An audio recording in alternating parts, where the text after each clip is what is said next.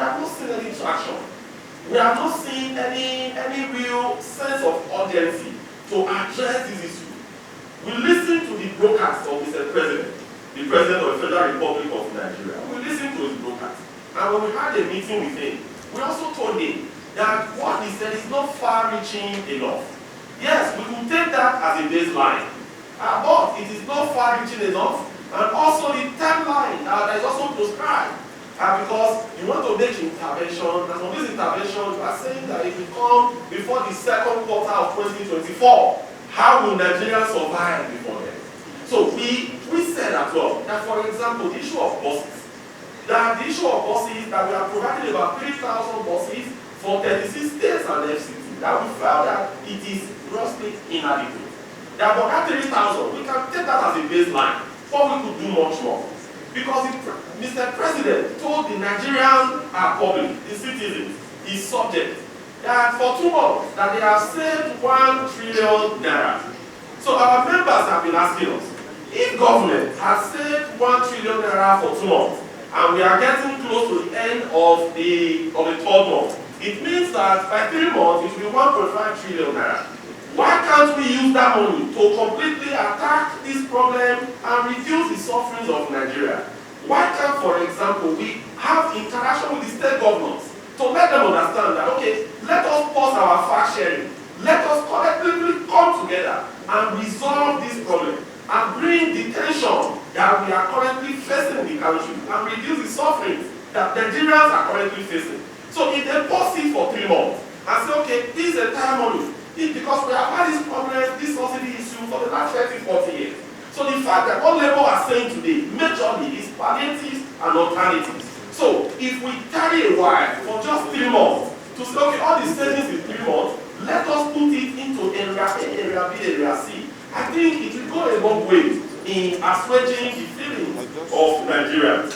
Then, Mr. President, sir, we talk about the state of refinery. One of the things that we have also been agitating about is that it is been estimated in Nigeria that it has been so difficult for government to manage some of these critical sectors that have been demonstrated. Today, there is rehabilitation going on in the refinery. The president promised that by the end of December, or 31st December, before the end of the year, that the refinery will come on stream.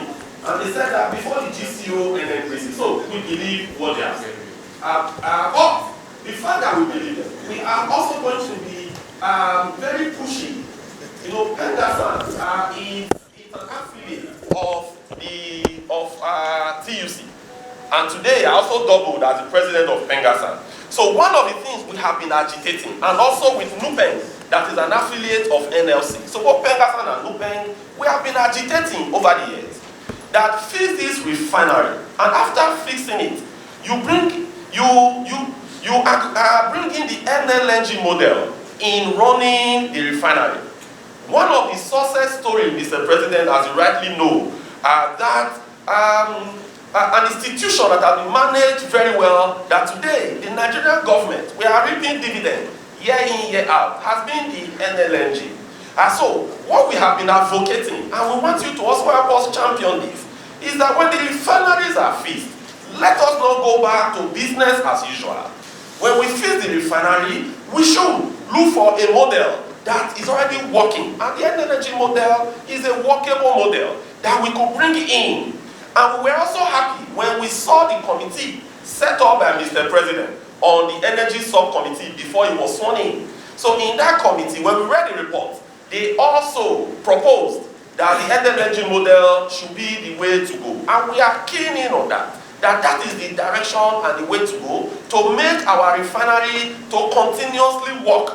Because the issues are not just fixing the refineries today, but after fixing them, how do you get it to remain in operation? How do you look? What will be the operation strategy? What is going to be the maintenance culture and the maintenance strategy? How are we going to be sure that tomorrow, when the parts are bad, you have stocks in your warehouse to replace these parts? So this, we think that when we invite this, it is going to work, sir. Then, sir, to stress a little bit on the cost of governance. Nigerians today, sir, if you take a sample of what Nigerians think today, Nigerians clearly believe that you are asking us, you are the political class, you are asking us to keep sacrificing, but we have not seen the palpable sacrifice from both the executive, the legislature, and the judiciary. We have not seen that sacrifice. We told this to Mr. President. We told him, for example, that Nigerians are shouting that your convoy, the length of your convoy, it could not, the cost may be so insignificant. We understand. But at times, you do some things to let the people understand that you understand their pains and you understand their feelings. And we also want to thank Senator Gbega Daniel. We saw the letter that he wrote. It was quite instructive because our members in Ogun State, they forwarded us a letter saying that he's not going to earn any allowance from the state because he's a senator. And because he's joining allowance from the Senate.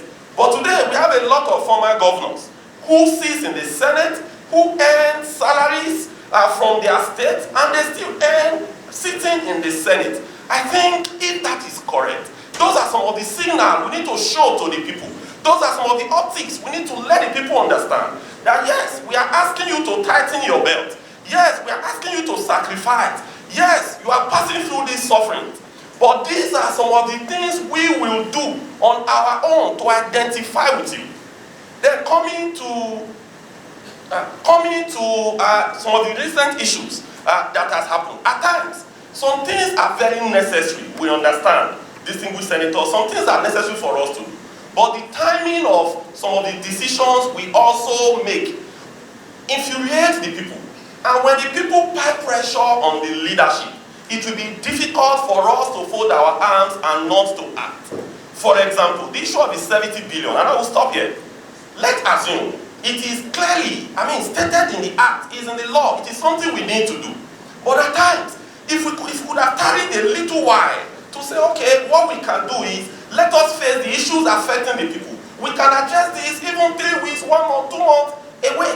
But when we bring issues like that, even if 70 billion is, to use it to fix this edifice may not be something too significant, in quotes. But when it is muddled up with the president of the country saying that they are going to spend 500 billion palliatives on the people, people will start doing addition and subtraction. So at times, some things may be expedient, but the time of implementation or the time of announcing of such things may be things we would work around. So I think I will stop here, sir. I think the president of NLC has alluded to lots of this. We thank you once again for your time, and we thank you for your attention. Solidarity. We had an MOU with the government. And on the basis of that, we had an agreement to conclude within 8 weeks. And we started deliberation. After the first meeting, we couldn't meet again till about 6 weeks, when another increase came. As of today, we are still deliberating on the effects of the increase to 520. When the second increment came and we protested, that was when that heat was on. And we said we are going to do a nationwide protest and rally. And we are going to submit a document to the National Assembly as the people's representative on the state of things in the country. And we came. And we did that exactly. Part of our coming here today is with the belief that the document we have presented, that the leadership might have looked into it to enable us move forward. Let me also commend the Senate for living up to the 1 week they gave, or the 1 week should expire by tomorrow. But I think we are here now to discuss the issues. People are suffering in the country. It's like DMS is at the center of economic activities in the country. And any time it is touched, every other aspect is affected. It has never been touched like this before. The first and the second punch, without anything on ground. We have followed the trend of increase in PMS from 1970 to date. In most instances, it's better we provide something on ground to prepare the minds of the people before going into it. But let me say that the labor movement, unlike before, didn't go into the issue of reduce 1 naira or reduce 2 naira. We felt we should think outside the box. Because from 1970 to date, when they increased it, labor protests, goes on strike, they reduce the price. Probably with 50 naira or 100 naira. But this time around, we felt we cannot continue that way. We have to think outside the box. That was what necessitated coming up with alternatives. And we resolved, since we're already working on the CNG option since 2020. And if there was consultation, we could have consummated that before the announcement. Because it is only when you have an option that the poor can breathe.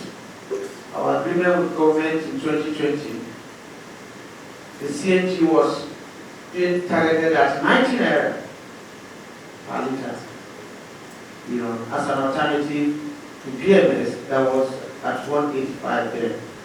And we felt that Nigerians can convert their vehicles so that we have a hybrid, both PMS and CNG. We did a kind of pilot study in the dome, and over 5,000 vehicles are running on CNG already. And we felt Nigeria could adopt that option, side by side the PMS. The option of avoiding repair of our refineries was looked into. We can't survive on PMS that is import driven. It's just not possible. Especially given the position of our naira that you can't determine. If the naira goes to dollar tomorrow by 1,000, they increase again. No country survives like that up to the following day. So we felt that while we are important, because the refineries are not working, we should repair this refinery so that we will alternate. If the refineries are working, I'm not sure we are going to pay for PMS more than 200 naira. If the refineries are working locally. And we have appealed to the government that refining is not a rocket science. That young men in the Niger Delta are doing it. And you are calling them illegal refineries. Legalize them. Give them licenses, bring them as groups, as companies, get a standard measure to regulate what they are doing. Over 18 or 15 universities in Nigeria are offering courses in petrochemical engineering. And when they finish, where do they work? So we believe that these guys could be encouraged to do the refining job here instead of refining abroad and bringing it down here. There are over 100 products in this petroleum refining that we are missing in this country. And we felt that this economy of producing cassava in your farm and selling that cassava to buy garri cannot favor us. When you produce cassava in your farm, you take away the one you are going to process to garri and then sell the other cassava the way it is. What Nigeria is doing is selling the crude and then buying refined product. In fact, one aspect of it. And then creating jobs for workers where this refining is taking place. And I would feel that our refineries should work. However, after our visit here, we met Mr. President, and a fair promise was given based on a long agreement we have had with government from 2020. The first date for resumption of production by Port Harcourt refinery was 2021. It didn't work. We agreed on even first quarter of 2023. It didn't work. Now, Mr. President reaffirmed that by December, that it will work. But he told us that the era of broken promises are over, and we want to take him by his words. That was the basis at which. Now we look at the effects of all this issue of wage. It has, in fact, the wage doesn't matter. The 30,000 naira wage they are paying as minimum wage. The loaf of bread now is over 1,000. And then if you decide to eat one loaf a day with your family, 30 days, you won't have money to buy pure water to support it. So the Nigerians can't even go to work, our members. Even in our own little offices, they don't come to work because the wage is bad. It goes into transportation alone. So we had agreed for a wage award, which is not new in Nigerian parlance. From the dodgy days, dodgy award, to even early this year when the federal government paid 40% award to some of their employees based on the effects of COVID-19. So it's not minimum wage. Because minimum wage we signed here will be due for review next year. And it's a law. Anytime we finish negotiating minimum wage, it comes to the National Assembly for it to be legislated upon. So we are conscious of that, and we have agreed on wage award. And up to this moment, the Committee on Wage Award is yet to sit. We have looked at the issue of cash transfer that the federal government mentioned following the 800 million loan from World Bank. As we talk today, nothing has happened there. We have not even perfected the list of the people who will benefit from this. Initially, we had issues when they said they are paying 50 million Nigerians 5,000 naira. And we said no. Even if you follow the report from Bureau of Statistics, it says that 133 million Nigerians are multidimensionally poor. To situate the person that is even the poorest of the poor in Nigeria is an issue, and we have to look at it. Look at the record. We shouldn't follow the record that was used during the COVID-19. We have our doubts on that record. But as of today, work has not started on that. We don't know the basis to dictate who is the poor, who is the poorest of the poor in the context of the negotiation we are going in. I've talked about the CNG, the issue of tertiary education is a big challenge. It's a big challenge to all of us. You can see that the ASU, after so many years, the agreement was not honored by government. And they cried. And the government eventually went for them to now say that they will not pay them almost 8 months. So, as lawmakers, if you had an agreement with somebody and you fail to obey the agreement, and the person decides to cry, and you further punish him for crying, I don't know what that law is all about. Whether it's not one-sided. We had an agreement with ASU for almost 9 years, it was not implemented. The only thing they could do is to protest, to say they are not going to work, and you say you will not pay them. Now you have benefited for your own disobedience of the agreement, and for your failure to respect the sanctity of that agreement. I have talked about some of the short-term measures like mass transit. We discussed with the committee where we were meeting, and railway system. That will probably the mass transit that will be based on that will be CNG driven, because that will reduce the cost of transportation in the country. We looked at the cost of governance, which we took personally to Mr. President. That we should look at it. We can't continue to look at big money, especially for our people appointed by government. At the time, people can't eat. It creates a kind of we and them in society. It doesn't make sense. Every Nigerian should show some level of commitment that I'm making a sacrifice, at least for us to come out from where we are today. So we discussed with Mr. President. We looked at intervention in the health sector as well, because not everyone can afford to travel abroad, to take care of their health. But part of the challenge we had, which we took up with Mr. President, was the issue of the committee put in place. The committee seemed not to be capable. We have, as level, we have done negotiation and engagement with government from the time of the Kaite as the Secretary to the Government of the Federation, from the time of Kingi Bay, from the time of Pius Ani, and the time of Post Mustafa. That's the list we have had. At no time had the Chief of Staff to the President, who is very busy, been called to negotiate or lead negotiation, because he doesn't have time. Because that is more than a full-time job, if you look at what happens at the presidency. And that has delayed the job there so much.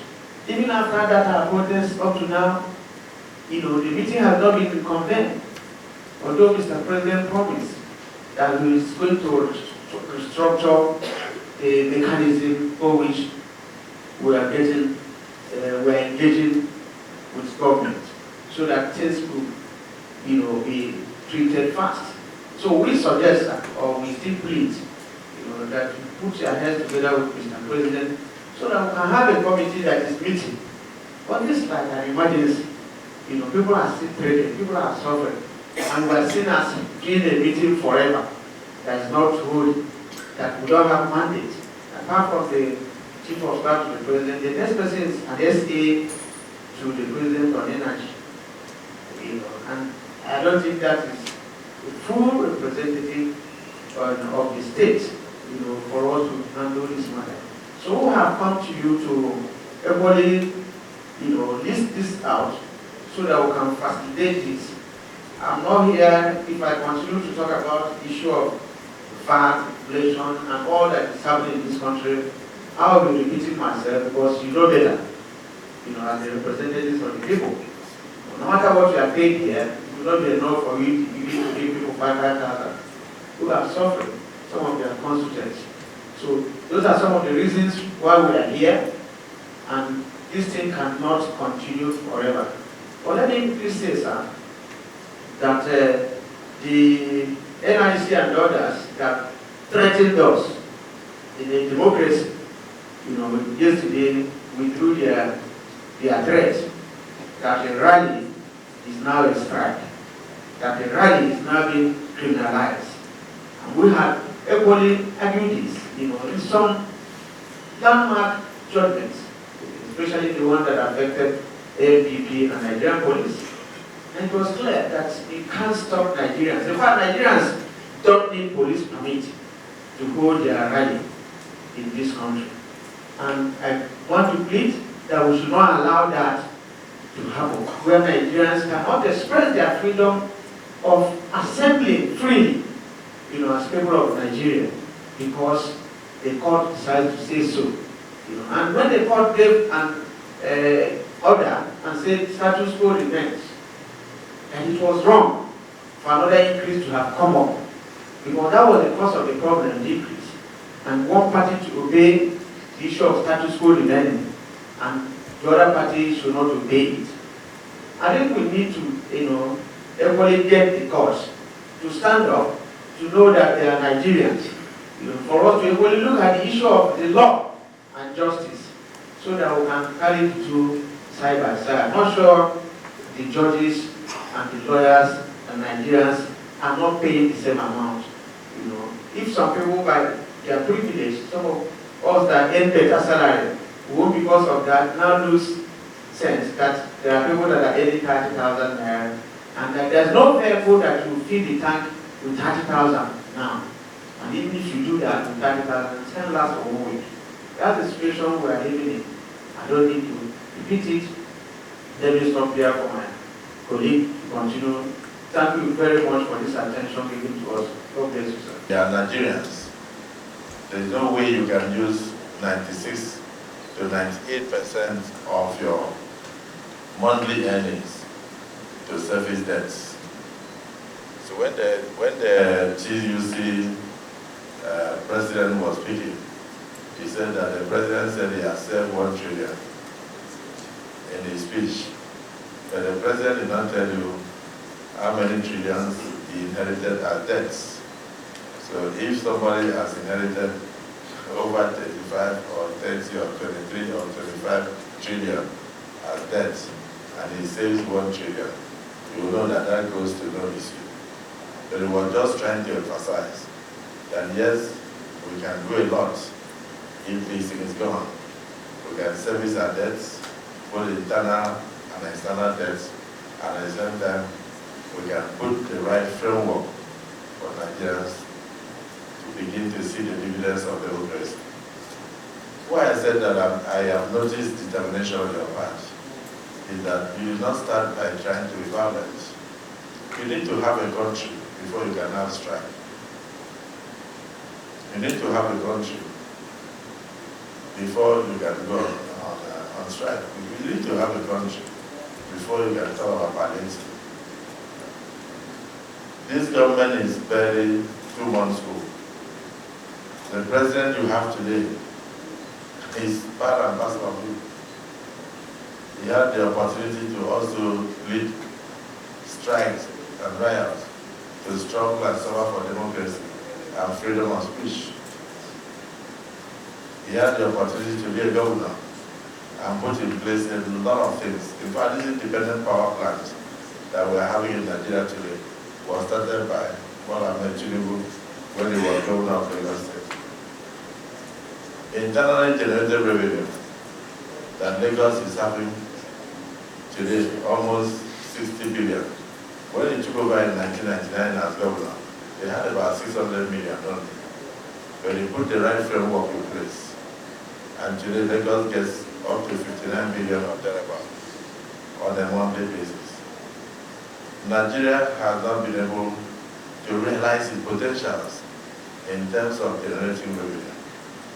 And without the revenue being generated, you cannot cater for the welfare of workers and the welfare of citizens. Neither can you even pay your debts, whether internal local debts or foreign debts. So I see something emerging from this interaction, a major partnership between the legislature, the labor unions, and the executive in the country. And I think this will be a great positive omen for the Nigerian worker. I also listened to you, where, again, the TUC secretary, the TUC president, said, why don't we stop this federation account allocation? In essence, I believe that the current president inherited a country that is totally broke. I hope I'm making a point. And then, so when you said we should stop FAC for 3 months, pull the money together and do something to ameliorate the suffering for workers. If you stop FAC for 1 month, it means that your workers will not get salaries.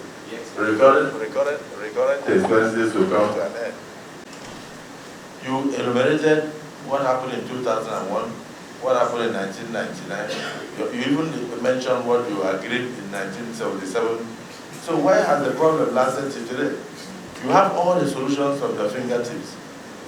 I think the problem had always been implementation. Am I right? You have all the solutions. President, don't look so despondent. Don't look worried. For me, I was hoping that we are going to meet with the Senate so that we can put our heads together and try to find what solutions to bring to the table. But when you were analyzing the situation we have found ourselves, you went to CNG, you moved from there, you went to modular refineries, you moved from there, you went to illegal refineries, you even said you can legalize the illegal refineries, you went, there's no solution that you don't have. You have all the solutions. So why have we allowed this problem to persist for over 30 years until it got to a point where we're now almost becoming like Nicaragua or Venezuela? you have to keep your ears to the ground on what is happening in other countries, particular countries that also depend on this hydrocarbon. In many of those countries, people are lining up to get handouts. In many of those countries, people cannot wear wristwatches on the roads. In many of those countries, you can't even see bread to steal. So we have to allow our country to get to that position with over 240 million Nigerians. I always say that the pain of childbirth is always ameliorated whenever the mother, visualizes or sees the first smile of the child. No matter what pain she went through to give birth to that child, the pain will be gone. The government is only 2 months old. You have these ideas. The Senate is going to partner with you to put these ideas together. The Senate will partner with you to put these ideas together. The Senate will be very glad to approach the executive arm of government in partnership with you to see how we can work together to reduce the sufferings of Nigerians.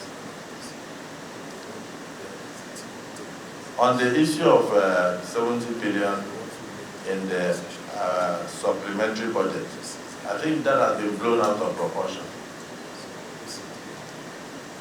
What we met on ground was already an act of parliament, an already signed supplementary appropriation act of 2022, not even 2023.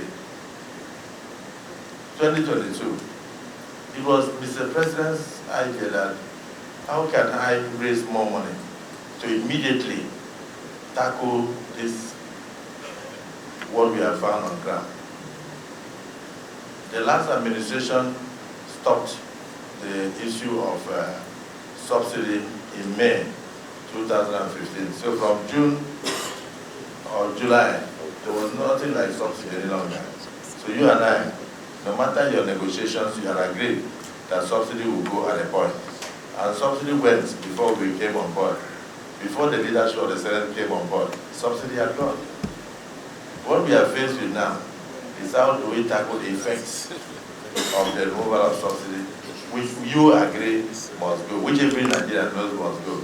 But we must also find a way to make sure that we can bear the pain until such a time we can cruise. That's why we are here. And that's why we are happy to receive you. And that was why the chief whip led a delegation of very powerful senators to come and meet with you. And that's why we are meeting with you within 1 week after that, after your last visit. I started by thanking you for your understanding. I'm pleading with you to bear with this administration that is less than 2 months old, to work together to put Nigeria on a path of progress. Subsidy, if we had left it, subsidy was killing Nigeria. Subsidy was capable of killing Nigeria. Subsidy will eventually have killed Nigeria. You have decided to allow Nigeria to breathe, that subsidy should go. We concur with your decision that Nigerians must breathe. So I thank you so much for coming. The 70 billion was earmarked for, you've seen the structures going on and everything. And then every 4 or 8 years, whenever the furniture in offices of senators and members of the House of Representatives, come to what they call, I don't know what they call in the financial term, is it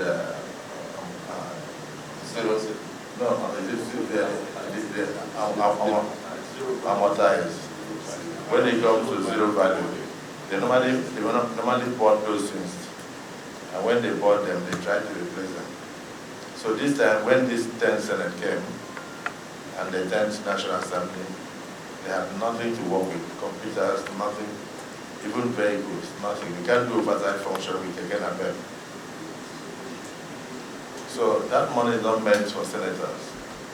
But you can see the mischief of Nigerians and what the social media can do. They turn things around to make it look as if the 70 billion was palliative for senators and House of Rep members. For me, I don't believe in running government on pages of newspapers or on social media. Somebody even used his newspaper to analyze and said, if we divide this by 12 million Nigerians, they will get 41,000. Then if we divide 70 billion by 469 members, they will get 149 million. Nobody mentioned the issue of furniture or the provision of working tools or provision of vehicles, or even the staff of the National Assembly that do not have things to work with in their offices. And the amount needed probably would have been more than that, but because of the circumstances, we found ourselves. So they turned it around, and then they started, going into the social media, misrepresenting things, and they set up committees on every television channel to discuss. And sometimes I'm sure you are shocked when you see people discussing out of ignorance. I'm sure you get surprised because you know more than they know. You don't have to say anything. So you need to even know, as I speak now, not even 1 naira of that money has been spent. Not 1 naira of that 70 billion have been released to the management of the National Assembly. But people are still talking on television as if they are sharing palliative to National Assembly. No. No senator is going to touch 1 naira of that money. It will be used for the workings of renovating these premises, offices, and you see 469, including the staff of the National Assembly, including the furniture, including the provision of working tools, including the provision of television sets and computers and seats and everything. That's what we're seeing, including the provision of working vehicles for oversight function. That is what the 70 billion is all about. You can't elect somebody to come to the National Assembly or the Senate, then you don't give him tools to work. Then you mentioned that the convoys are very long. Now you are saying that if the Senate President, for instance, is going on a condolence visit and senators decide to accompany the Senate President, if 10 senators have their vehicles and they accompany the Senate President, it means that Senate President's convoy plus 10 senators is very long. Am I right? So you would rather prefer that one senator should go from house to house, you go to Guarempa, you go to Asukuru, you go to Maitama, and pick senators in their houses so that the NLC will not think that the convoy is long. You make sure that you load them, maybe 3 in front, 4 at the back. Or you lap each other so that the convoy will not be long. So those are pedestrian issues. The main issue is how do we tackle the current security situation in the country, and we also talk about food security. Food security. How do we also tackle the issue of the wage, the salaries, being living wages, and not going for just you fuel a car today and tomorrow and the salary is gone. I faced this when I started my law practice. I was earning 504 naira a month. You couldn't take me home up to 20 days. Talk less of food, not to talk of house. So, but today, our job is to assist you, work closely with you to bring solutions. Illegal refinery should not be legalized. The byproduct of crude production has so many components, which you know, and those things are destroying the ecosystem. Go and take a look at where these boys are, in quote, how do you call it, refining crude oil, and look at the environment, look at the soil. You can never recover that soil in the next 100 years. Am I right? So if you are going to regulate them, you must also modernize them. You can't allow somebody to bring drum and be boiling crude oil. And then when he pours it on the floor, he destroys the ecosystem, he destroys the soil for the next 50 to 100 years. So you can talk about forming cooperatives, modernizing them, and bringing in modular refineries and then making licenses available for them, but definitely not legalizing the current crude production of crude refining of crude oil. I thank you for coming, and we will tell the press to excuse us so that we go into real issues of how we can tackle these problems, and then from there we'll present it to the executive. God bless you and thank you for the service.